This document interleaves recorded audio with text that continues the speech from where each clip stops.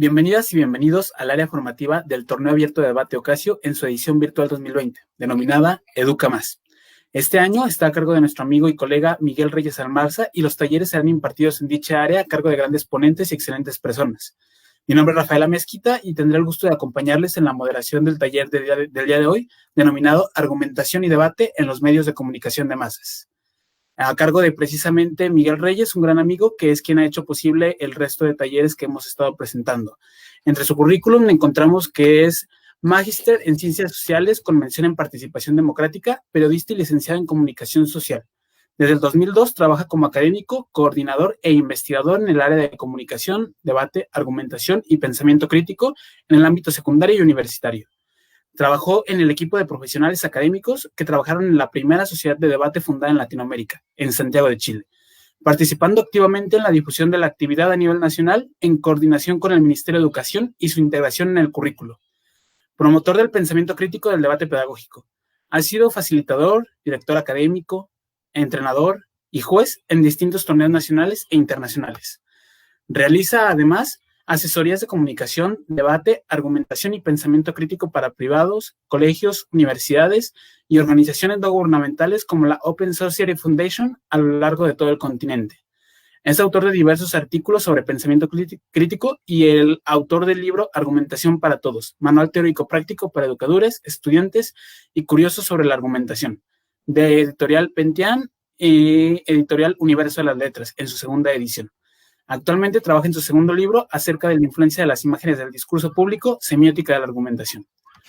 Antes de comenzar el taller, les explicaré un poco sobre esta dinámica nuestra junto con el ponente, que tendrá 1 hora de charla y posteriormente abriremos un espacio de 30 minutos para responder preguntas y respuestas, mismas que podrán dejarse en el chat de Google Meet las personas que están dentro de la llamada, o de igual forma en nuestras redes sociales como Facebook y YouTube.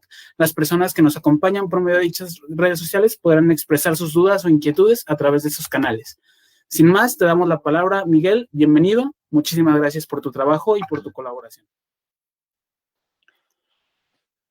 Bien, bueno, gracias Rafael por la presentación. Todo eso lo podríamos haber ligeramente resumido en un apasionado por el pensamiento crítico, fundamentalmente.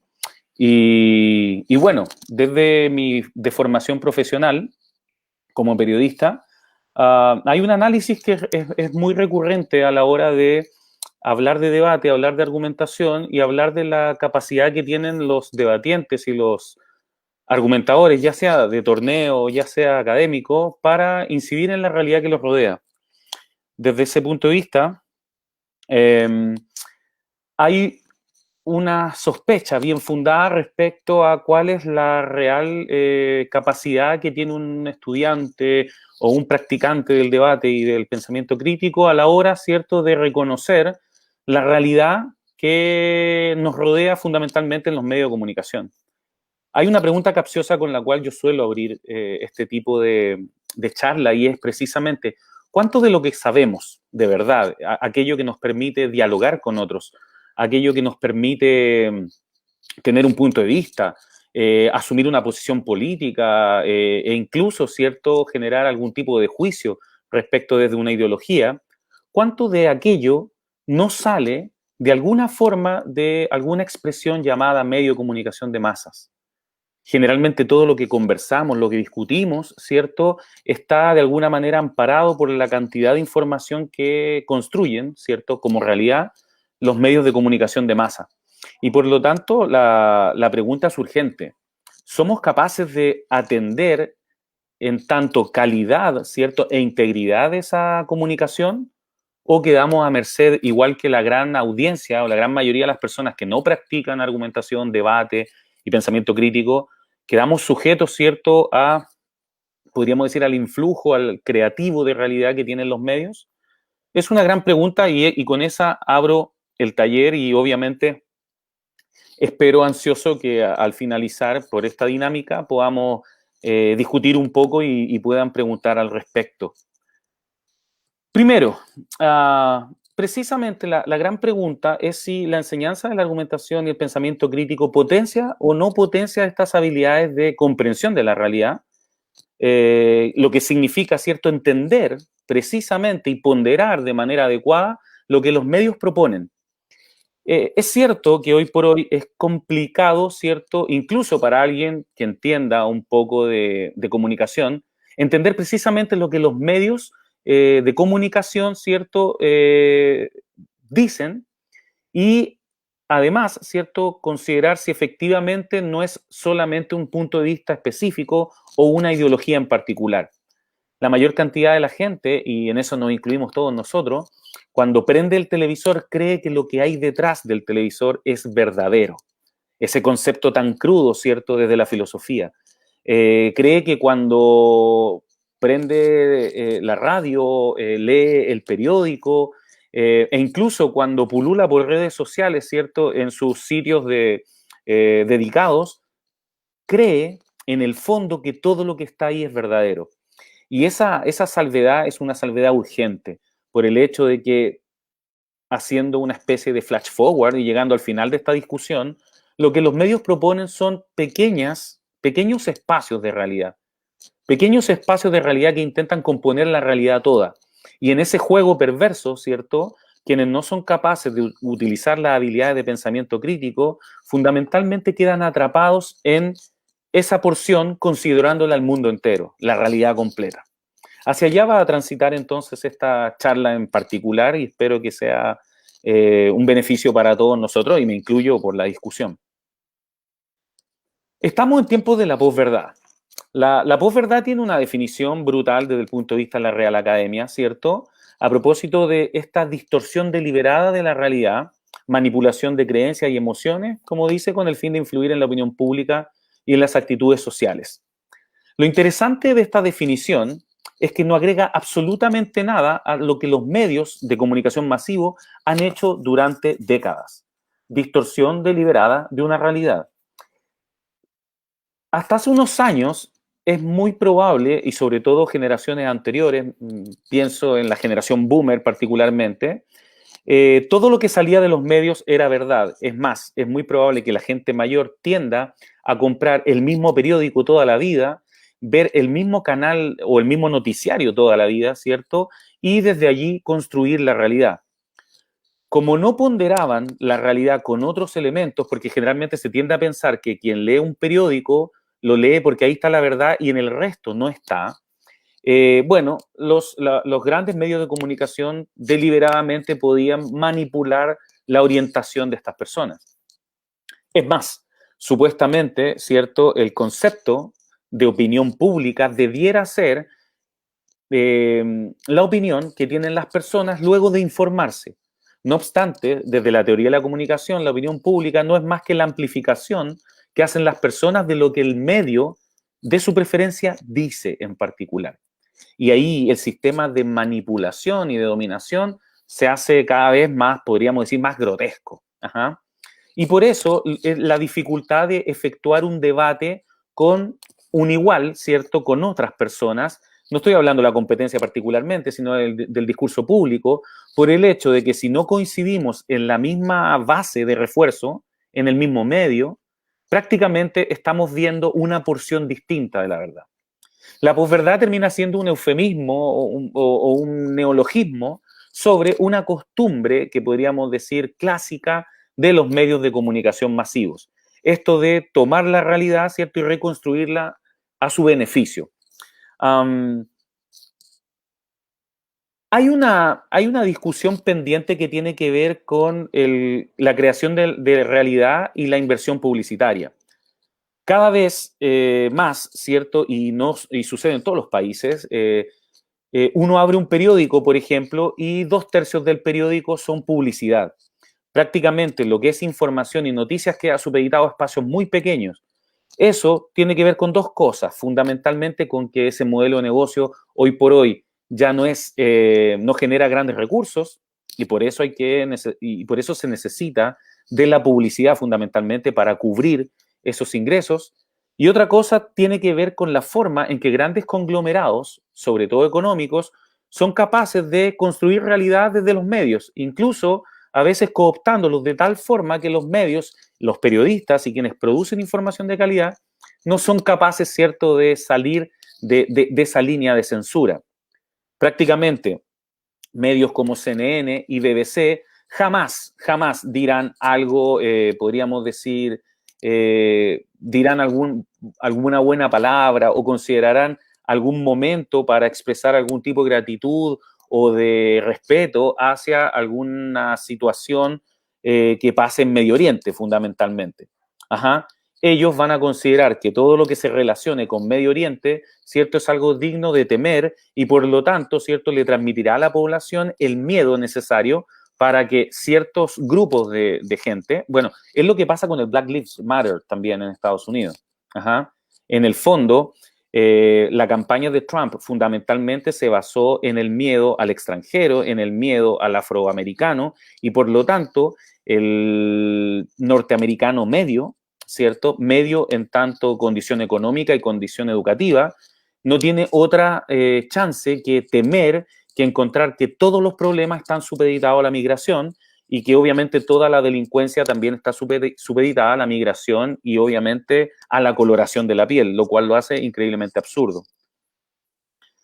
¿Cómo nosotros podemos entrenarnos, ¿cierto?, como pensadores críticos para ir a reconocer precisamente esta manipulación?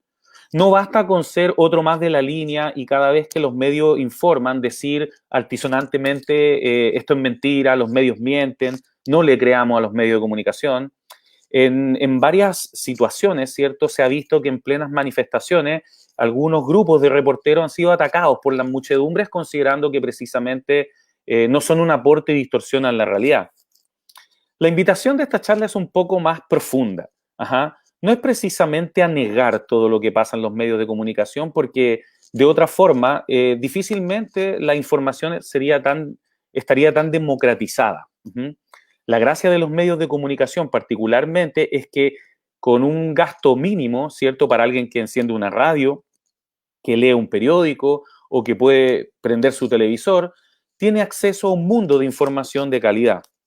La crítica que estamos haciendo acá, en esta charla en particular, tiene que ver fundamentalmente con que lo que proporcionan como real no es más que un espacio mínimo y bastante solidario, ¿cierto?, a la ideología que subyace al medio. Desde esa mirada no sería tan catastrófico. El problema es que generalmente esa ideología queda supeditada también al mandante, que vendría siendo la inversión publicitaria que hay detrás y que permite que esas noticias fluyan. Ajá. Un ejercicio dedicado sería particularmente tratar de leer la mayor cantidad de periódicos disponibles, tratar de ver la mayor cantidad de noticiarios televisivos y ojalá contrarios disponibles, y obviamente uno podría ponderar mejor la realidad. Sin embargo, hay una trampa que ofrecen particularmente los medios y que ofrece también nuestro sistema de la economía de mercado fundamentalmente, es que las personas tienen que trabajar tan duro que de pronto a la hora de llegar a sus hogares hacer este ejercicio comparativo con las noticias es algo que injustamente nosotros podíamos solicitarle. Y por lo tanto tienden a elegir un canal, una emisión, y creer todo lo que sale en esa emisión, y en la mayoría de los casos ni siquiera informarse, sino más bien darse un premio y encender la televisión o meterse a las redes sociales, pero para generar un poco de placer y diversión.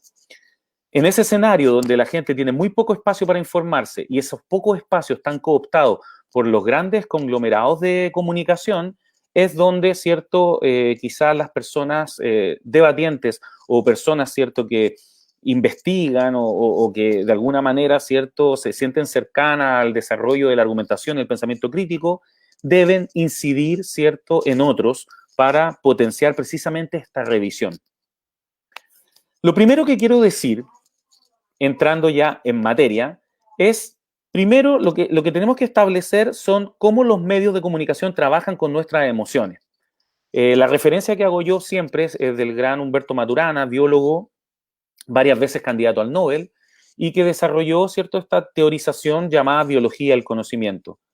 En un resumen que no le hace ningún tipo de gala, ¿cierto?, a la gran obra Maturana, podríamos decir que la manera en que pensamos está directamente relacionado a la emoción de turno. Ajá.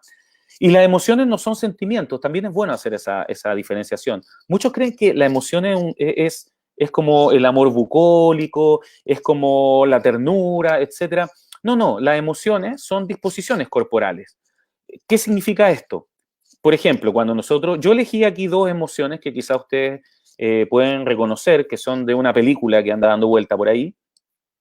La primera del personaje rojo, ¿cierto? Es la ira. Y cuando nosotros estamos en el dominio de la ira, el cuerpo asume una forma, ¿cierto?, distinta a otro tipo de emoción.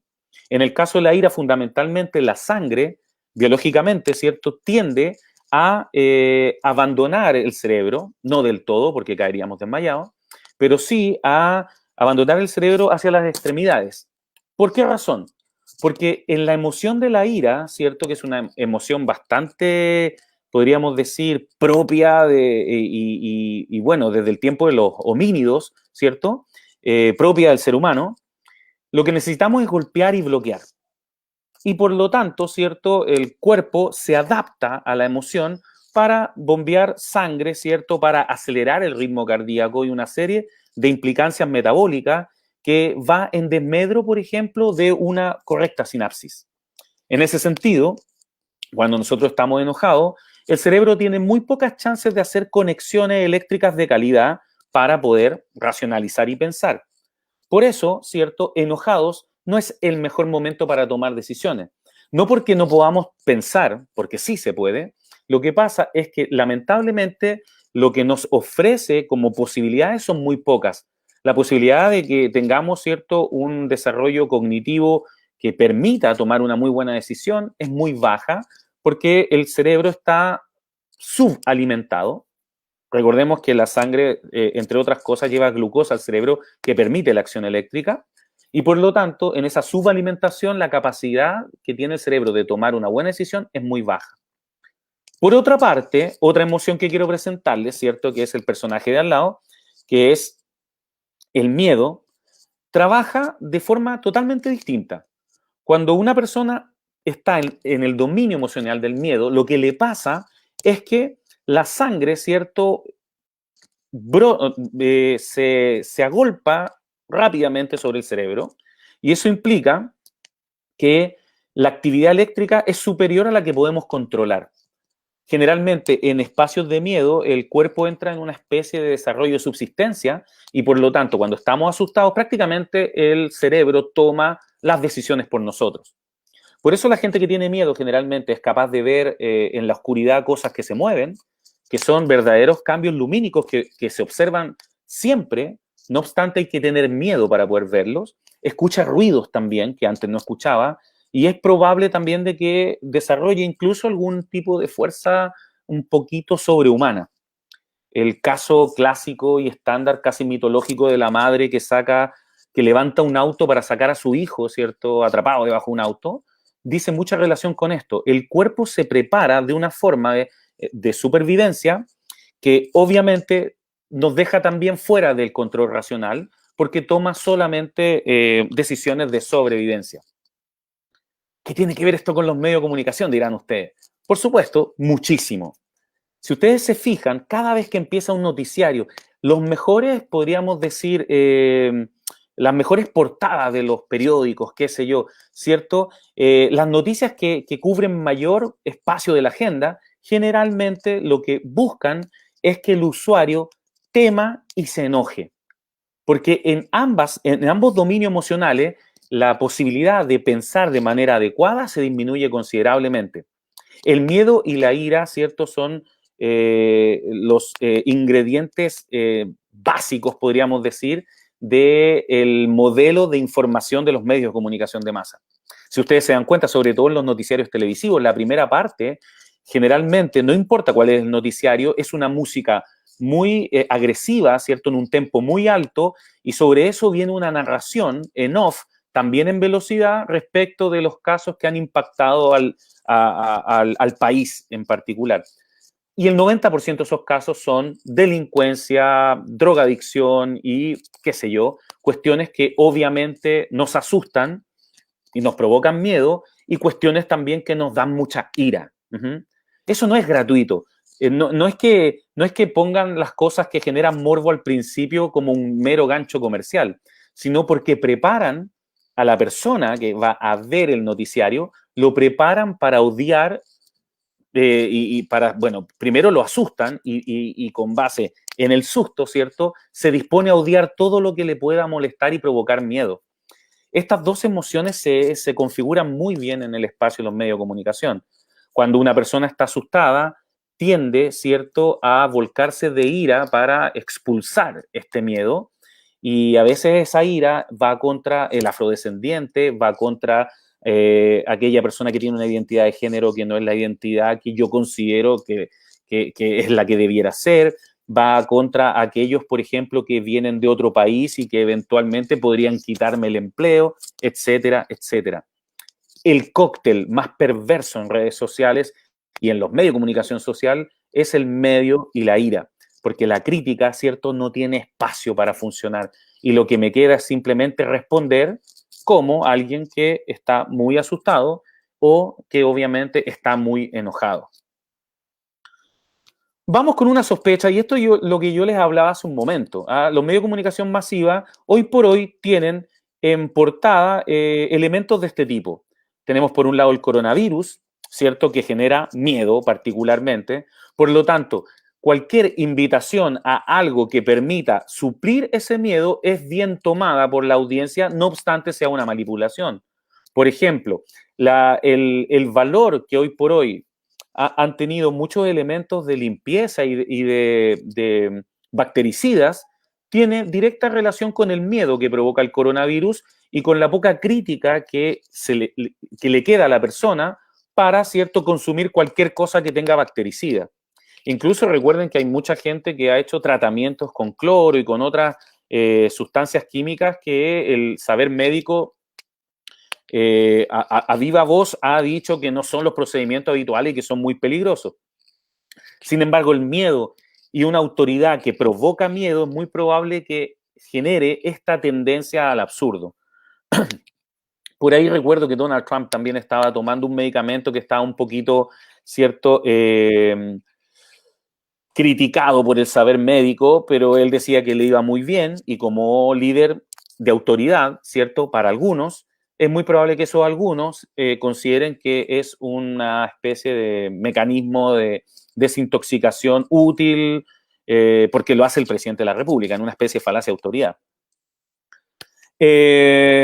Bueno, acá yo muestro accidentes, la típica cinta policial, todo esto es lo primero que nos tira en la cara a los medios de comunicación. Esto es simplemente, podríamos decir que es una fase como de preparación. Y esa fase de preparación, ¿cierto?, de alguna manera anula la capacidad crítica, porque en el fondo estamos lo suficientemente enojados como para ver si efectivamente esos accidentes que estamos viendo, esa delincuencia que estamos viendo, es algo periódico o simplemente son pequeñas excepciones que puestas todas juntas, ¿cierto? Generan este nivel de contrariedad en la persona, en el usuario en particular. Pero fíjense que también la felicidad ocupa un espacio. Y esto es súper importante. Y acá yo pongo un poco de felicidad para que nos relajemos un poco, ¿cierto?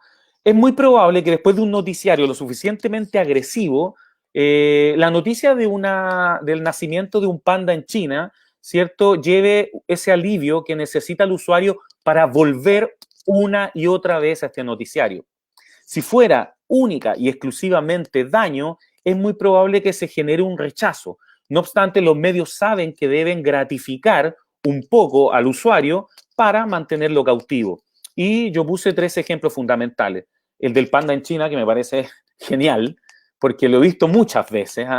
No digo que no sea noticioso, sino más bien que me parece de alguna manera poco informativo. ¿De qué nos sirve mucho saber que un panda nació en China? Sabemos que nadie puede odiar un panda. No obstante, cuando cada vez que necesitan bajarle un poco la atención a los medios, ponen noticias de carácter lúdico al final para que precisamente la gente vuelva otra vez. Al medio tenemos, ¿cierto?, al deporte rey, el fútbol. El fútbol se ha encargado fundamentalmente de equilibrar esta balanza de miedo con, entre comillas, felicidad. La pasión de multitudes. Cuando un país es sede de un mundial o cuando empiezan las grandes gestas, ¿cierto?, futbolísticas, es muy probable que todo quede en un segundo plano por el hecho de que el placer directo, de alguna manera, ¿cierto?, convoca a un solo pensar y que también se puede manipular. Generalmente, cuando aparecen estas gestas de fútbol es donde más se venden artículos tecnológicos, entendiendo televisores y smartphones, más suscripciones también, ¿cierto? Hay una cantidad de venta asociada incluso de alcohol con imágenes de fútbol y por lo tanto, ¿cierto? Esa felicidad en el fondo también opera como un gancho para atraer más consumidores que usuarios.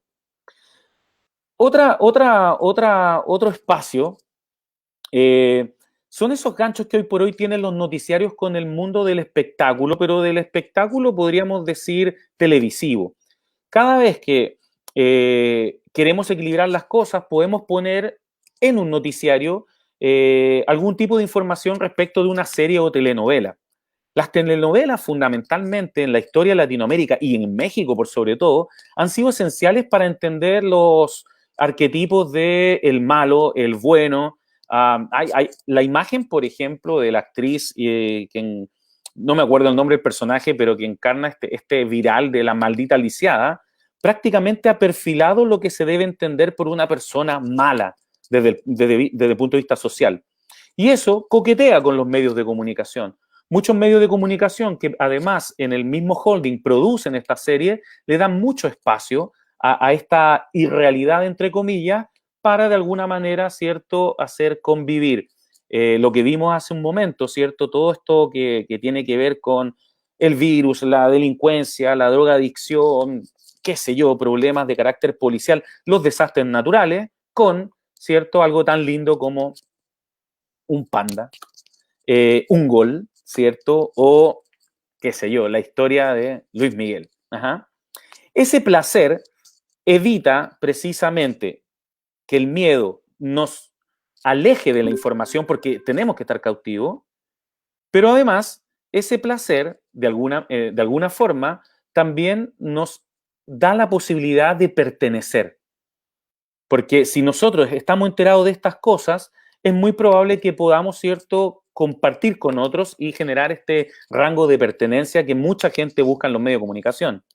Elizabeth Noel Newman, una politóloga, habló mucho de este fenómeno que se llama la espiral del silencio. ¿Qué quiere decir esto? Que ninguna persona quiere estar fuera de la opinión pública. Entonces, exagerando, si todos están viendo la serie de Luis Miguel, aunque a mí no me interese Luis Miguel y no sepa quién es, necesito verla o saber de ella para poder participar de la opinión pública. De lo contrario, ¿cierto? No voy a poder hacer engagement o entender el asunto de los trending topics, por ejemplo, o participar, ¿cierto?, en el escenario de redes sociales con otros usuarios que están hablando a viva voz de cada una de estas cosas. El placer instantáneo nos integra y nos hace pertenecer, pero nuevamente, así como el miedo, así como la ira, desplaza la crítica a situaciones intrascendentes. Y en eso, aun cuando sea un poco polémico, incluyó el fútbol. Entiéndase bien que sin minimizar la gesta heroica deportiva detrás del fútbol, el nivel de dinero que se mueve a través de la apuesta, la gran cúpula de corrupción que ha sido develada, ¿cierto?, en la FIFA en particular, nos habla precisamente de una actividad que se está usando más para generar recursos que para el desarrollo precisamente o el ejemplo que da el desarrollo de una actividad deportiva. Y en ese intertanto, ¿cierto?, cosas importantes van quedando de lado y nosotros no tenemos acceso a poder analizarlas debidamente. Del barrio de las redes sociales, bueno, es lo que estaba hablando un poco, ¿cierto? Esto del trending topic, mire, estos son de hace mucho tiempo. No obstante, recuerdo que esta línea de trending topic era precisamente cuando México estaba en vísperas de una elección. De la última elección, ¿cierto? La que finalmente llevó a López Obrador al sillón presidencial. Y fíjense qué es lo que estaba hablando la gente. Ajá. Luis Miguel la serie, Verano de Escándalo, por un escándalo del Jet Set, Mexicana Universal, porque creo que había una elección de belleza, el Día Mundial de la Bicicleta, MTV, y etcétera, etcétera, la final de la NBA, Harry Styles Live on Tour, etcétera. Ajá. Acá no hay ningún problema, acá hay una expresión popular, legítima. Lo que pasa es que los medios de comunicación toman estas expresiones populares legítimas y las amplifican en el fondo, ¿cierto?, para llevar la discusión donde es más cómodo. En estricto rigor, ¿cierto?, cuando tenemos problemas respecto a candidatos que están amenazados, ¿cierto?, o a la ineficiencia de un presidente de la República, que sea trending topic Luis Miguel la serie es un alivio, es un salvavidas, ¿cierto?, para conducir la opinión pública hacia cuestiones que son menos relevantes y que para el medio son más fáciles de manipular. Desde ese punto de vista, los medios de comunicación adolecen un poco del rigor en el que deberían estar construidos cuando toman los virales como noticias. ¿Cuántos de ustedes han visto, todos hemos visto, como noticias que son simplemente peleas virales, ¿cierto?, toman un espacio fundamental en lo que son la prensa, la televisión, la radio y la internet, en tanto medio de comunicación? ¿Y eso qué quiere decir? Que son esas discusiones que ustedes ven así como básicas sobre jet set, fundamentalmente, sobre cosas que tienen que ver con el placer. Los medios saben que capturándolas pueden, obviamente, modificar la forma y la intención crítica que pueden tener las grandes audiencias. Insisto, es mejor hablar de Luis Miguel que del presidente de la República si es que el presidente no lo está haciendo muy bien. Aquí pasan otras cosas también. Aquí hay un concepto que está el nombre del autor, Guillermo Orozco, que le llama audiencias de segundo orden. No hay nada más peligroso que una persona que no ve el programa, que no ve el hecho y que se lo cuentan. Desde el punto de vista de la teoría de la comunicación, esa audiencia se llama audiencia de segundo orden. Aquel que no ve Luis Miguel la serie, pero que sabe que está número uno y por lo tanto opina, porque su opinión es mucho más cerrada que aquel que ve directamente el programa. Generalmente, esa persona que opina sin haber visto las cosas tiende a opinar de una manera más, podríamos decir, inamovible. Por el mismo hecho de que como no enfrentó la situación de primera fuente, lo único que le queda es ser lo suficientemente binario para decir es bueno o es malo. Esta audiencia es increíblemente peligrosa y la mayoría de los hashtags y de los trending topics están formulados por personas que simplemente se cuelgan en una discusión porque está sabrosa y generan desde ahí, ¿cierto?, una cantidad de ruido importante. No obstante, no presenciaron ninguna de estas cosas. Incluso el hater que simplemente en el número 4, por ejemplo, que simplemente dice, no, la gente que anda en bicicleta lo único que genera son atascos en el tráfico y problemas, etcétera. Es muy probable que nunca haya visto esa noticia y simplemente opine desde la masividad que le da saber que en redes sociales se está discutiendo sobre el tema. Esa audiencia de segundo orden, ¿cierto? Es, incluso por ahí alguien usa el término talibán, no sé si es muy adecuado, pero es una audiencia que solamente las cosas las ve en blanco y negro y por lo tanto hay que tener mucho cuidado con aquellos que no ven los hechos, porque no presenciar los hechos, no estar informado, lamentablemente no los deja fuera del discurso público. Un par de teorías más perversas todavía respecto a medios y pensamiento crítico. Una es la famosa teoría de agenda y la otra es el framing o teoría del encuadre. Lo que pasa aquí fundamentalmente es que aun cuando tengamos confianza absoluta en el medio que estamos siguiendo, hay ciertas técnicas que ocupan los medios de comunicación para que nuestra mente no viaje demasiado. La primera es la famosa teoría de agenda. Es súper simple la teoría de agenda para entender, porque en el fondo los medios de comunicación hablan siempre de lo mismo. ¿Qué quiere decir? Que hay cosas que siempre van a salir en las noticias y que son parte de la agenda, y hay otras cosas que definitivamente nunca van a ser parte de la agenda. Fundamentalmente porque aquellas cosas a lo mejor tocan la inversión del conglomerado detrás del medio o tocan, ¿cierto?, el quehacer ideológico, ¿cierto?, de las personas que trabajan allí en el medio en particular. Por ejemplo, nosotros en la mayoría de los periódicos difícilmente encontramos noticias que tengan que ver con etnias.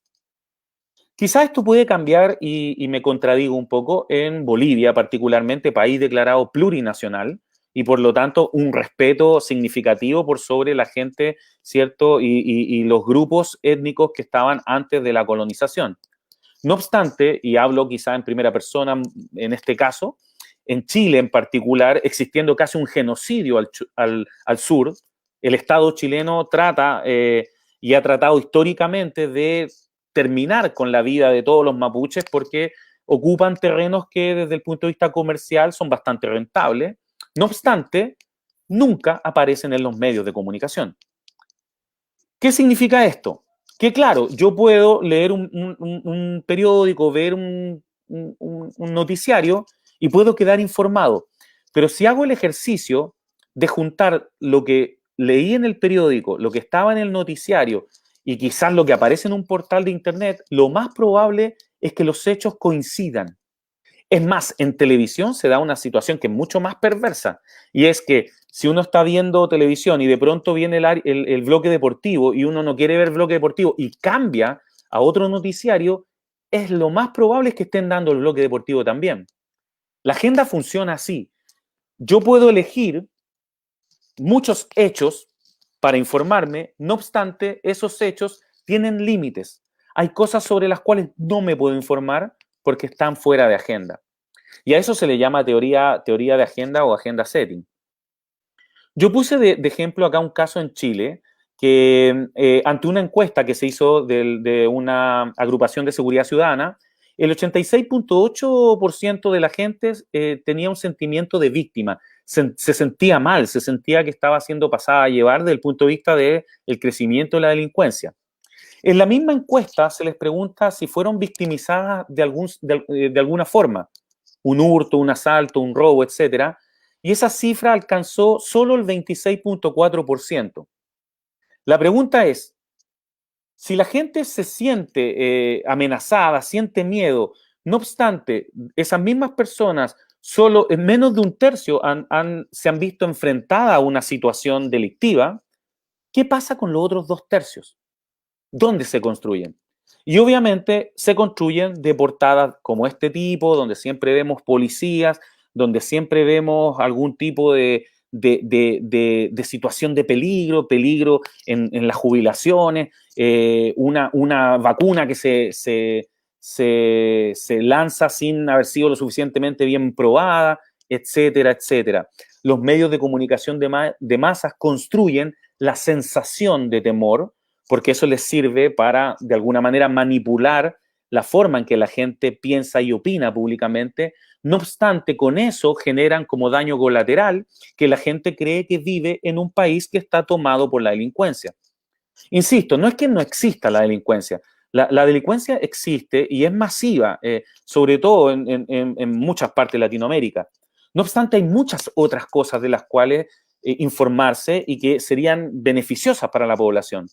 Lo que pasa es que lamentablemente esas otras cosas, ¿cierto? De alguna manera no me sirven como medio de comunicación para poder, ¿cierto? Poner a las personas pensando en una sola cosa, para generar, por ejemplo, odio hacia un grupo en particular, para poder, ¿cierto? Facilitar incluso el establecimiento de una ideología en particular. Ajá. Entonces, teoría de agenda. No importa el medio que estamos viendo, todos informan lo mismo. Y en televisión suele pasar que incluso se informa lo mismo a la misma hora, en el mismo minuto. Por lo tanto, no sacamos nada con cambiarnos cuando algo no nos está gustando, nos molesta, porque nos vamos a encontrar con información del mismo valor. Ajá. O sea, si estamos en policial, me cambio de canal y están todos en policial. Si estamos en deporte, me cambio de canal y estamos todos en deporte. La otra teoría, que es la segunda de estas teorías importantes, es lo que le llamamos framing o encuadre. Los medios de comunicación, y no porque yo sea periodista de formación, pero quiero decirles claramente, los medios de comunicación, con ligeras excepciones, no mienten. Lo que hacen es simplemente mostrar aquella parte de la realidad sobre la cual su discurso tiene mucho sentido. Fíjense que aquí yo puse muchas imágenes, quiero que las revisen a continuación. Hay una imagen debajo del texto que dice falacia de composición, donde se ve un grupo de personas, ¿cierto?, articulando con palos y piedras contra un grupo de policías. Fíjense que solamente cortando o reenmarcando, y por eso se llama framing, la situación, podemos cambiar la tensión ideológica. Por ejemplo, al lado derecho de esa imagen grande, tenemos un trozo de esa misma imagen donde dejo más manifestantes y menos policías. Generalmente una fotografía así, un medio que quiere satanizar un movimiento social, va a ocupar este encuadre para decir que los manifestantes se aprovechaban de la policía. Sin embargo, otro medio que tiene otra liga va a tomar el otro trozo de la fotografía y va a mostrar menos manifestantes, más policías, que es la que se observa abajo, y se van a dar cuenta que eso daría la impresión que la policía, ¿cierto?, hace abuso de su facultad, de la posibilidad, ¿cierto?, real que le da el Estado para ejercer violencia contra un pobre manifestante que tiene un bastón. Ajá. Esto en los medios de comunicación es fundamental. Es más, la mayoría de los medios de comunicación que son ideológicamente opuestos compran la misma fotografía y la reencuadran. No están mintiendo, están simplemente reencuadrando el foco donde mira el usuario para que el usuario no pueda pensar más que otra cosa. Yo puse dos ejemplos que son brutalmente distintos, ¿cierto? RT en español, un medio de comunicación de línea y tendencia totalmente de izquierda, contra CNN, un medio de comunicación de tendencia, podríamos decir, más de derecha, más de centro, etcétera. Ajá. Y obviamente el enfoque que haría RT sería el enfoque donde se ve abusada la gente, y el enfoque que haría CNN sería el enfoque donde se ve abusada la policía. Hacia el lado derecho hay dos imágenes que me permito mostrar y que son parte del fenómeno movilizatorio en Chile. La imagen de arriba es una imagen de una de las movilizaciones que llevó más gente al centro neurálgico del país, alrededor de más de 1 millón de personas, ¿cierto?, congregadas ahí en Plaza Italia, y que obviamente las imágenes cenitales desde arriba, donde se ve gran cantidad de personas, eran particularmente usadas por medios o de izquierda o de tendencia más libertaria, con el objetivo de, obviamente, hacer ver la masividad y con eso la legitimidad del movimiento. Sin embargo, los medios de derecha o de oficialistas, ¿cierto?, en Chile hoy, mostraban imágenes que eran más close-ups o cuadros muy cerrados, donde podíamos ver, como en la imagen de abajo, ¿cierto?, algún tipo de violencia, fuego y algún tipo de encapuchado o manifestante. Ambas fotografías son del mismo día, no obstante, hay un medio que genera un frame o un cuadro sobre la violencia y nada más que la violencia, y otro que genera un frame y un cuadro sobre esta expresión, ¿cierto?, de ocupación pacífica y masiva de un sector en particular. Ajá. Obviamente, si la marcha hubiese llevado muy pocas personas, de seguro un medio oficialista hubiera usado una imagen cenital desde arriba, porque ahí hubiera quedado de manifiesto que no había adhesión alguna. Pero como había muchas personas, prefirió generar un frame o un encuadre muy pequeñito para que la gente que solamente se informa por ese medio, lo que va a ver es solo violencia. Y el que se informa por el medio que de la fotografía de más arriba, lo que va a ver es una expresión masiva, legítima, popular, ¿cierto?, significativa. Ese es el frame.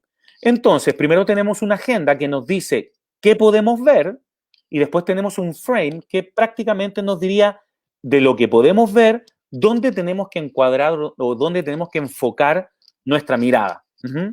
Si lo llevamos para los debatientes que les gusta esto del dato, esto sería una especie de falacia de composición, ¿cierto? Es el todo por la parte. El problema es que esas partes a veces no son tan representativas, no obstante son parte de la realidad. ¿Cuáles son las habilidades críticas? Y con esto voy cerrando para combatir esta posverdad y de paso combatir la mentira. Primero, evitar etiquetas, evitar los síntomas, ¿cierto? Evitar aquellas cosas que están basadas fundamentalmente en el prejuicio, o como dice ahí, lo que es falazmente causal.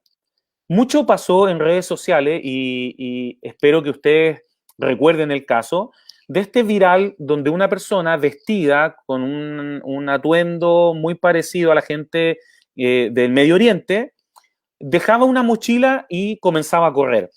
E inmediatamente las personas a su alrededor arrancaban también. La pregunta es, ¿por qué lo hacían? ¿Y por qué lo hacían con ese nivel de miedo? La respuesta es muy simple. En la agenda de los medios de comunicación, personas vestidas así generalmente son culpadas de terrorismo o son acusadas de algún tipo de daño, ¿cierto? Y por lo tanto, nosotros vamos a relacionar a un árabe o a un musulmán, que no es lo mismo, o a alguien que vive en el Medio Oriente, como un terrorista. Ajá. Si ustedes entienden un poco de pragmadialéctica, eso es lo que se llama esquema de signo. Ajá, que fundamentalmente es un prejuicio. Y así con muchas otras cosas, generalmente los medios de comunicación, cada vez que nos muestran delincuencia, el delincuente es pobre. Y la gente en la casa hace el nexo causal falso otra vez e intenta asociar que cada vez que hay delincuencia es un pobre el que la ejecuta. Es más, podríamos llegar a esa triste conclusión de pensar que pobreza es igual a delincuencia. Y eso no es así. Porque si tú te das cuenta, los grandes casos de corrupción generalmente no es gente pobre, pero no es mostrada como delincuente por los medios de comunicación. Incluso se cambia el lenguaje. Aquí en Chile tuvimos un caso que está muy fresco de un chico que pertenece a una clase social elevada y que apuñaló a su padre en un problema familiar. Y los medios publicaban que este chico, ¿cierto?, había herido con arma punzante a su padre, mientras si eso hubiese pasado en una población, en una villa, ¿cierto?, en un lugar popular, la palabra puñal, apuñalamiento hubiese sido la más indicada. Estas etiquetas, ¿cierto?, son en parte culpa, tenemos responsabilidad compartida, somos nosotros los que no nos informamos y además los medios que nos intentan generar asociaciones que no son del todo correctas. No toda la gente en Arabia no son musulmanes, no todos los musulmanes son árabes y no todos los musulmanes árabes o qué sé yo, gente del Medio Oriente son terroristas. aun cuando Hollywood diga lo contrario, aun cuando los noticiarios como BBC y CNN, cada vez que pongan a un tipo de ciudadano de este tipo, ¿cierto?, lo ponga en condición de terrorismo. Segunda habilidad crítica para combatir la posverdad: contexto. Recuerden que la garantía social es todo. Entonces, si yo construyo esa garantía social, y estoy haciendo alusión a la teoría de Stephen Toulmin, ¿cierto?, puedo instalar cualquier tipo de argumentación, incluso falaz. Ajá. Fíjense que nosotros estamos tan acostumbrados a relacionar a los políticos con corrupción, que cada vez que aparece la palabra corrupción, ¿cierto?, nosotros pensamos en corrupción de carácter político. Es más, cada vez que nosotros usamos la palabra político, la usamos de manera peyorativa. Cuando pensamos en los políticos, pensamos en gente sin escrúpulos, en gente que solamente quiere aprovechar su posición para, de alguna manera, ¿cierto?, aprovecharse de nosotros. En ese caso, no estoy diciendo que no sea así, sino que simplemente hay políticos que no son ladrones, hay políticos que no son corruptos. Sin embargo, la garantía social, la que me permite aceptar o no aceptar un argumento, es más fácil para pensar que efectivamente los políticos son corruptos, que los pobres son delincuentes o que los pobres son drogadictos. Hay que ser muy cuidadoso con esa garantía, porque en el fondo la pobreza no es sinónimo de delincuencia y la política, aunque no lo crean muchos, no es necesariamente sinónimo de corrupción. Contexto. Somos capaces de entender que ese contexto, esa garantía social, la han construido los medios a su propia imagen y semejanza, porque de alguna manera es útil. Ajá. Esa es la reflexión que tenemos que hacer a la hora de creer en todos los lugares comunes que los medios van proporcionando, ¿cierto? Que todo tiempo pasado fue mejor, las falacias de tradición operan aquí también sobre las garantías y por lo tanto la idea es entender que no todo tiempo pasado fue mejor, que no somos un solo país y sobre todo cuando vienen los conceptos de patria están asociados al fútbol, por ejemplo, ¿cierto? Vibra la patria cuando vibra el fútbol, no obstante la relación es totalmente, ni siquiera es causal. Ajá. O sea, una cuestión tiene que ver con un deporte en particular que se ejecuta en cualquier parte del mundo. Sin embargo, como representa al país, aparecen, ¿cierto?, algunas instancias de efervescencia patriótica que, terminado el contexto futbolero, desaparecen otra vez. Uh-huh. Y con esto termino, ¿cierto? Las reflexiones transitorias, siempre digo transitorias porque uno en el fondo siempre va vendiendo más y por lo tanto nada de esto es una verdad, sino es bastante razonable, ojalá. Ajá. Primero, ver de qué manera obtener información que no salga, que no emane de los medios de comunicación. Alguien por ahí dice, tomen un libro, tomen una enciclopedia o naveguen por internet, naveguen en páginas que tengan información de primera fuente sobre ciertos fenómenos, antes, ¿cierto?, de ser de alguna manera, ¿cómo podríamos decir?, seducidos por los medios de comunicación. Pero primero, hacerse esa pregunta. ¿Cuánto de lo que sabemos, realmente sabemos, no ha salido de un medio de comunicación? Si no podemos responder bien, es muy probable que tengamos que reajustar nuestra relación con los medios de comunicación, porque efectivamente ellos están hablando por nosotros. Para eso necesitamos una voluntad de saber, una acción comunitaria activa. La gente que no participa de su comunidad difícilmente entenderá lo que realmente pasa en esa comunidad y quedará supeditada a lo que le cuentan otros, a esa audiencia de segundo orden, ¿cierto? Al frame o a la agenda del medio que va a cubrir esa acción en particular. Nosotros como ciudadanos responsables debemos tener acciones ciudadanas que permitan vincularnos para mejorar, ¿cierto?, nuestro entorno y además para saber efectivamente qué está pasando. Los medios no son el enemigo, obviamente. Sin embargo, debemos concluir que solo muestran el fragmento de la realidad que se acomoda más a sus intereses ideológicos y económicos. Las personas hacen exactamente lo mismo, ¿cierto? El sesgo de confirmación es acomodar las cosas a mi manera. No obstante, nunca sospechamos lo mismo de los medios de comunicación. Y así uno de alguna manera, ¿cierto? No se va a asustar tan rápido, no se va a enojar tan rápido, porque entenderá que toda esa ira y ese miedo que me muestra un medio de comunicación no es más que un fragmento de toda la realidad. Argumentación y pensamiento crítico obrarían entonces como un escudo protector, ¿cierto? Y estas habilidades deberían hacer que sucumbiéramos, que no sucumbiéramos o que ofreciéramos resistencia precisamente a la manipulación mediática. La pregunta capciosa y al hueso es, ¿usamos este tipo de habilidades o solo ganamos torneos? Y esta es una pregunta que le hago fundamentalmente a los debatientes. Hay muchos debatientes que cuando se apagan las luces y se entregan las medallas, definitivamente no son capaces de hilar o de tener una posición clara respecto a la actividad política, económica, qué sé yo, social, siendo que en los mismos debates son capaces de debatir a profundidad sobre estos temas. ¿Se pasan estas habilidades como de manera natural o debemos ejercitarlas un poco más para poder llevarlas al ambiente social? Esa es la pregunta que les dejo y esa es la charla que les traía.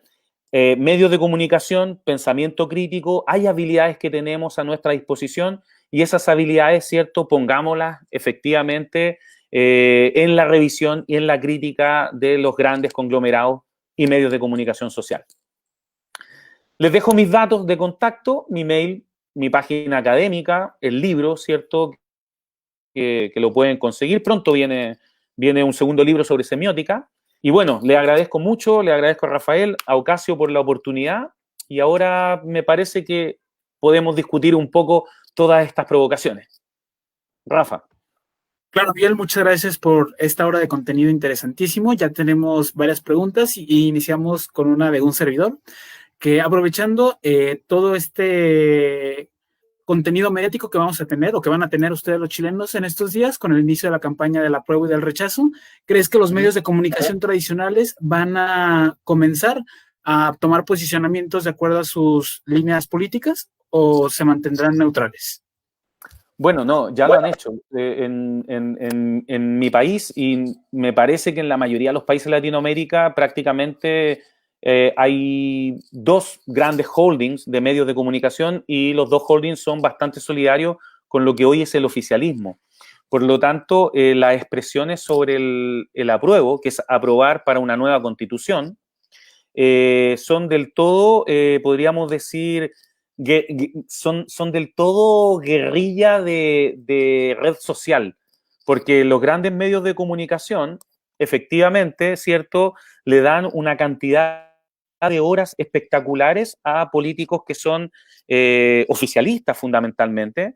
Hay un personaje en particular que es Joaquín Lavín, que aparece en todos los matinales, no solamente en los noticiarios, también aparece en los matinales, falta que aparezcan los programas de concurso y obviamente él encarna una posición muy particular respecto al oficialismo.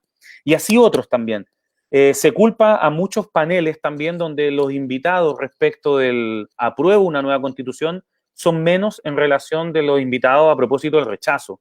Por lo tanto, sí, de alguna forma a la población lo que le queda, ¿cierto?, es de alguna manera abstraerse de los medios masivos para poder obtener información de calidad a propósito del voto en particular. El gobierno particularmente está asumiendo que por la pandemia no se va a poder votar porque no quiere que se cambie la constitución y obviamente toda la propaganda que se hace de miedo respecto al coronavirus está directamente relacionada con justificar, por ejemplo, una posible postergación de esta votación. Por lo tanto, sí, lamentablemente hay un control oficial que favorece el rechazo a una nueva constitución y está basado fundamentalmente con que no están las condiciones sanitarias, por ejemplo, para hacer la votación.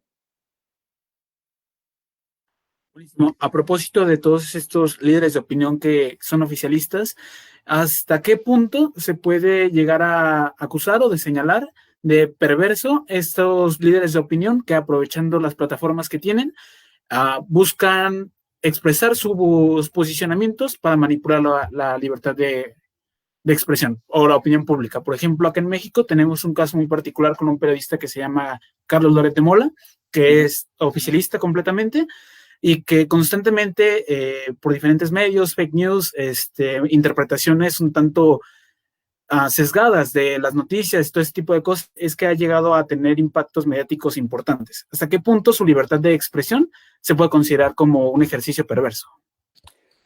Es una enorme pregunta, Rafa, te la agradezco porque finalmente nosotros no podemos censurar la libertad de expresión.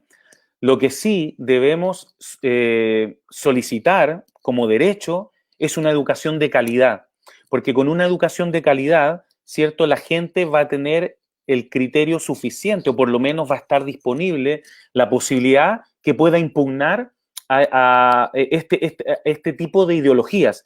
No estoy diciendo que una es mejor que la otra, pero si yo estoy en desacuerdo con algo y tengo la capacidad para poder impugnarlo, ¿cierto? Ese algo no me va a hacer daño.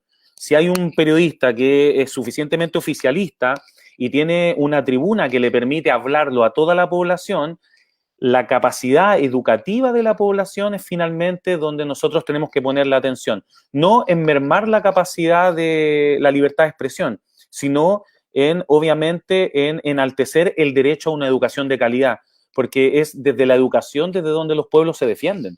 Y por lo tanto, por eso a veces lo hemos hablado en otras situaciones más desde la politología, pero por eso la mayor cantidad de los gobiernos, ¿cierto?, hacen muy poca inversión en educación pública, porque precisamente la forma que tienen ellos de poder manipular a rajatabla lo que sucede, la realidad, es que la gente, ¿cierto?, con poco acceso a la educación simplemente adhiera a todo lo que sale de los medios, a todo lo que sale de figuras públicas como un periodista o un político en particular. Por lo tanto, el camino es inverso. Jamás es censurar la opinión, pero sí que las opiniones sean lo suficientemente múltiples en un escenario donde las personas tengan la capacidad de poder ponderarlas en la condición, en condiciones de igualdad, ¿cierto? En lo que realmente significan. Lamentablemente, un periodista que esté inclinado hacia una ideología y que además trabaje en un canal que tenga una cobertura amplia, es muy probable que llegue a ciertos usuarios que no puedan de alguna manera defenderse de esto y adhieran sin hacer una crítica al respecto. La educación en este sentido lo es todo. Y cierro con esto, perdón. Un pueblo muy educado, una ciudadanía muy educada, difícilmente va a ser embaucada por alguien que a todas luces está tratando de manipular la realidad. Buenísimo, muchísimas gracias, Miguel. Pasando a la siguiente pregunta, a toda esta narrativa o todo este discurso que se promovió en gran parte de los medios oficiales de América Latina con Augusto Pinochet, toda la dictadura, que prácticamente el golpe de Estado sirvió para salvar a Chile del marxismo y pues caray, que deja de lado prácticamente los asesinatos, los exilios, las torturas, todo este tipo de cuestiones que son muy lamentables y que desde un punto de vista educativo te das cuenta de que es algo para condenar, ¿no? Pero ¿consideras que todo este material ha creado en Chile el fenómeno de la posverdad para instaurarse como un discurso oficial o la opinión pública no lo ha favorecido? Bueno, pasan varias cosas. Respecto a la dictadura, la coalición de partidos políticos que vino a ocupar el lugar del dictador, posterior a que él tuviera que dejar su cargo, porque, bueno, es una historia muy larga, pero en estricto rigor Estados Unidos dejó de financiar la dictadura chilena y por lo tanto Pinochet se vio obligado a abrir elecciones. Además, obviamente, el atropello de los derechos humanos, Estados Unidos no quería tener que ver mucho con eso. Y en ese sentido, la organización política que vino después ocultó prácticamente esta situación. Fíjate que hasta hace, me puedo equivocar, hasta hace 2 o 3 años, recién en los libros de historia aparece el término dictadura. Sin embargo, los libros de historia que formaron los estudiantes desde los 70 en adelante usaban la palabra gobierno de facto, ¿cierto? O pronunciamiento militar. Y obviamente ese eufemismo iba ocultando un vocablo que es poderoso, que es dictadura, ¿cierto? No se hablaba de asesinatos, se hablaba de una guerra, y ahí viene la construcción de la realidad desde el lenguaje. Entonces Pinochet, él propuso un gobierno de facto porque había una guerra y no se tomó el poder y ejecutó una dictadura y además en matanzas contra sus propios compatriotas. Eso vino a cambiar muy tarde y obviamente la construcción de la posverdad respecto a la dictadura es muy eficiente en nuestro país porque, insisto, es muy joven, hace muy poco se puede usar la palabra dictadura, hace muy poco, ¿cierto? Se puede usar la palabra tortura, ¿cierto? Abiertamente. Es más, no es mucho tiempo que llevan algunos ex generales, ¿cierto? Detenidos en una cárcel tipo resort, ajá, precisamente porque de alguna u otra manera, más allá del organismo de derechos humanos, ¿cierto? En el discurso social estos conceptos no existían. Y particularmente, no sé si para allá va la pregunta, es porque en los medios de comunicación no existían. Nadie, por ejemplo, la palabra Pinochet no se podía decir. Ningún periodista se iba a jugar la vida mencionándolo. Tiene que ver un poco con miedo, porque parte de las agrupaciones, ¿cierto?, de tipo policía secreta, la DINA, la CNI, que operaban en las torturas, ¿cierto?, todavía estaban vigentes, estaban ocultas, y por lo tanto nadie quería, de alguna manera, expresarse, sobre todo a sabiendas de que en el dominio de la opinión pública esa expresión no existía. Ajá. Es como que de alguna manera no, se borró la historia y se borró fundamentalmente con base en el miedo. Hoy por hoy se ha estado recuperando un poco y yo creo que las generaciones nuevas, que esa es la gracia, el miedo, ¿cierto?, se articula con el portador del miedo. Y la gracia es que las nuevas generaciones no portan ese miedo, ya no es una mochila que se les pasó. Y por lo tanto, ¿cierto?, aun cuando a algunos les aburre el tema, pueden enfrentarlo de una forma más, yo diría, libertaria. Pero sí, necesariamente la hiperideologización de los medios ha terminado confundiendo y asustando de sobremanera a la población sobre, por ejemplo, temas que son tabú hasta el día de hoy. Interesante, Miguel, muchas gracias. ¿Consideras que estas discusiones que se hacen interminables en Facebook de 200 comentarios o en Twitter, que son hilos completos de discusiones, sirven o abonan a la discusión pública, o sea, al debate o no? Sí, yo considero que ahí hay una... Ahora, tendríamos que decir que si lo mencionamos como en algo que puedan reconocer los mexicanos, ¿ah? Es como un pozole. Ajá.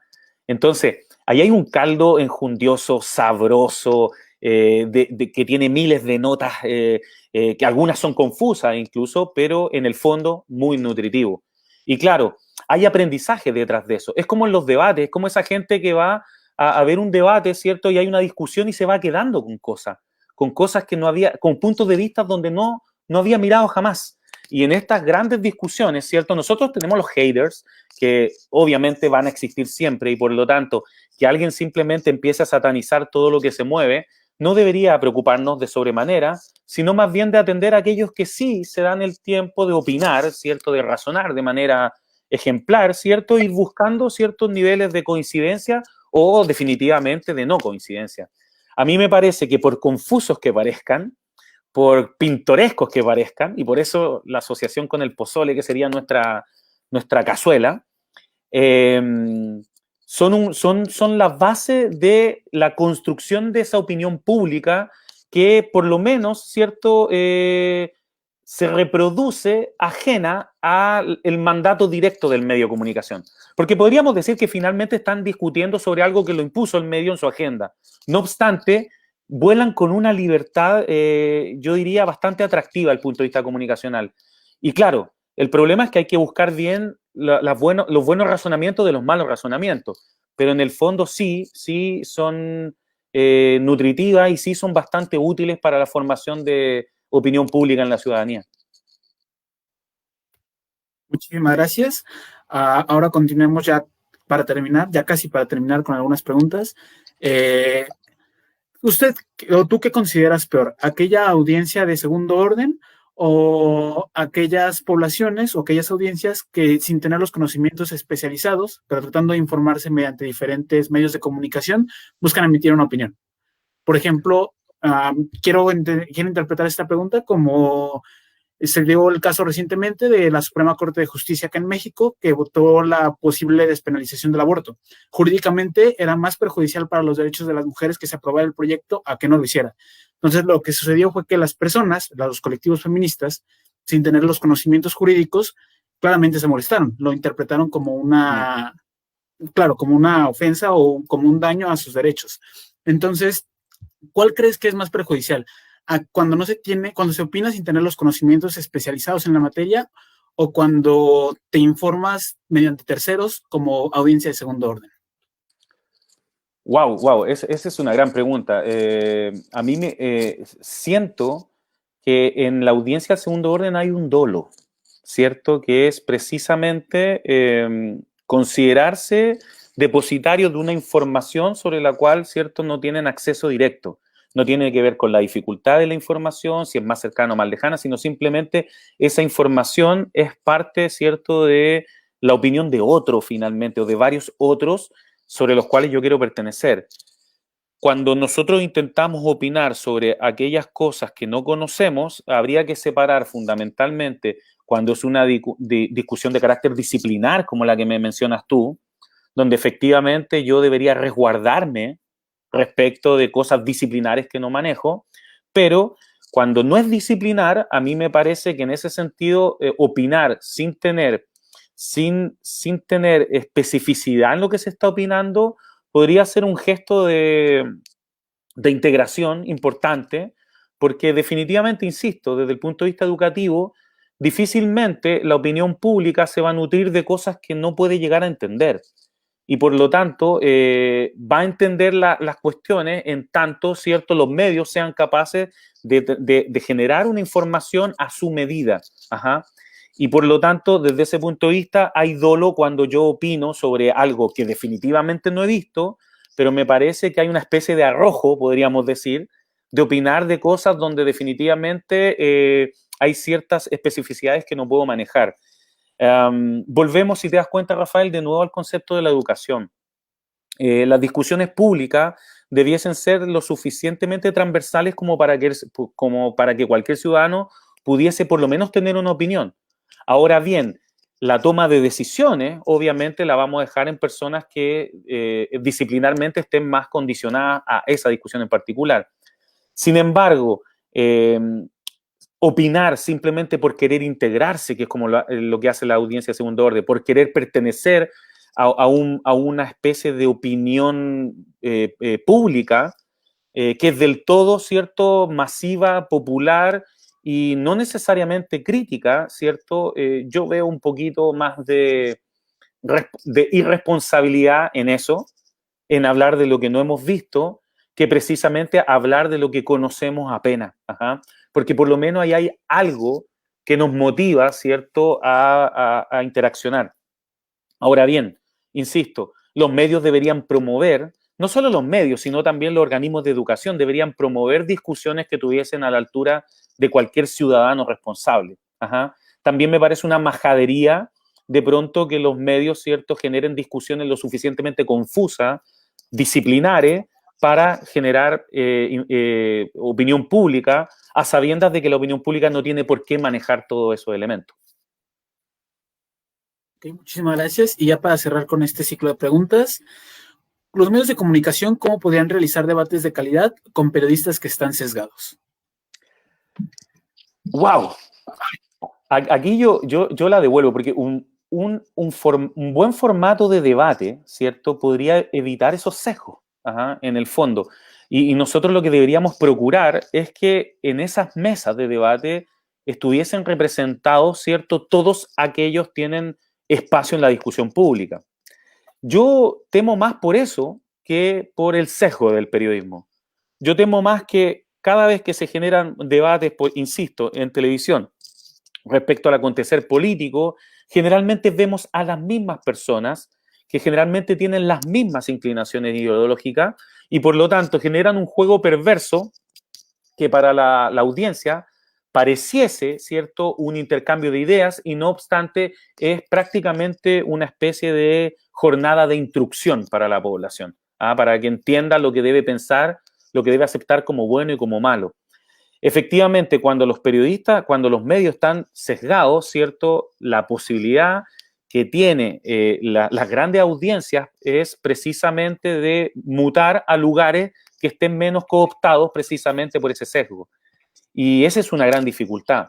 Esa es una gran dificultad. Acá nos pasa que generalmente cuando se hacen debates, ¿cierto? Y me imagino que pasa en toda Latinoamérica, el oficialismo es capaz de, tiene la fuerza, ¿cierto? La fuerza del Estado para poder cooptar una gran cantidad de comunicadores que de alguna manera funcionan como relacionadores públicos del oficialismo. Y eso es muy peligroso. Eso es muy peligroso porque incluso bordea lo ilegal a propósito del ejercicio periodístico. No obstante, ellos se escuden detrás de una cierta objetividad. Yo creo que por eso, Rafael, han fracasado todos los debates políticos que hemos visto y que generalmente son meros gestos de entretenimiento, porque primero nadie está dispuesto a escuchar al otro y por lo tanto no hay debate, porque si no hay cruce de ideas, si yo no te quiero escuchar, yo voy a esperar que tú termines de hablar para decir lo que yo quiero hablar y por lo tanto, ¿cierto? En ningún momento nuestras ideas se van a enganchar para generar algún tipo de resolución. Los debates presidenciales, por sobre todo, es lo que vemos nosotros año tras año. Vemos dos personas que no están dispuestas a cambiar ni un ápice de lo que piensan y que ven en el otro un mero receptor de información. Cuando se hacen estos paneles y cuando la prensa se involucra, pasa exactamente lo mismo. O sea, generalmente estos debates están moderados por periodistas y obviamente el sesgo político del periodista termina destruyendo lo que podría tener eventualmente de bueno, eficiente e informativo para la comunidad del debate. Esto es casi, yo no sé si es como, y con esto cierro, yo no sé si esto es, a veces suena como majadero, pero vaya que sería distinto si invirtiéramos en educación pública de calidad. Ajá. Y la gente fuera el ente fiscalizador supremo respecto de las malas costumbres, respecto de la ideologización de los medios de comunicación. Ajá. Y Guillermo Orozco, y dejo esta frase para la reflexión, decía que la gente tiende a ver a los periodistas, a los medios de comunicación como extraterrestres, como gente de otros planetas, y por lo tanto como que ¿quién soy yo para poderlos corregir? Bueno, esa modestia está supeditada por este gesto casi podríamos decir clásico de las democracias latinoamericanas de considerar que se puede especular con los presupuestos de educación. Ajá. Y al hacer eso, ¿cierto? Quedas con una población supeditada a lo sobrenatural. Y en este caso, a considerar de que su opinión vale menos que la opinión de un periodista por sesgado que esté. Yo creo que mientras eso no se regule, pero se ve bien, está bien aspectado, nosotros vemos que las redes sociales han nutrido mucho estas otras perspectivas de saber, ¿cierto? Perspectivas de género, perspectivas de identidad, perspectivas étnicas, etcétera, que si no hubiera sido por la misma red de redes, difícilmente lo hubiéramos visto en los medios de comunicación masivos. Yo creo que por ahí va a cambiar y por ahí, ¿cierto? Y esa era la invitación que yo le hacía específicamente a los debatientes, incidir directamente con esa habilidad de pensamiento crítico en el ejercicio de ciudadanía y en la relación con los otros, para que esto se vaya, ¿cierto?, divulgando, ¿cierto?, y se genere una costumbre de ser un ciudadano responsable y fiscalizador de nuestro entorno. Muchísimas gracias por tu respuesta, Miguel. Hasta el momento creo que ya no tenemos más preguntas, así que ahora no me queda más que agradecerte por este tiempo invertido, que al menos a un servidor, y yo estoy muy seguro que para nuestra audiencia va a ser muy significativo, una sesión muy productiva. Muchísimas gracias por tu esfuerzo, por tu colaboración, y sabes que Ocasio es tu casa. Te mando un abrazo, amigo. Gracias, Rafael. Nos vemos. Muchas gracias.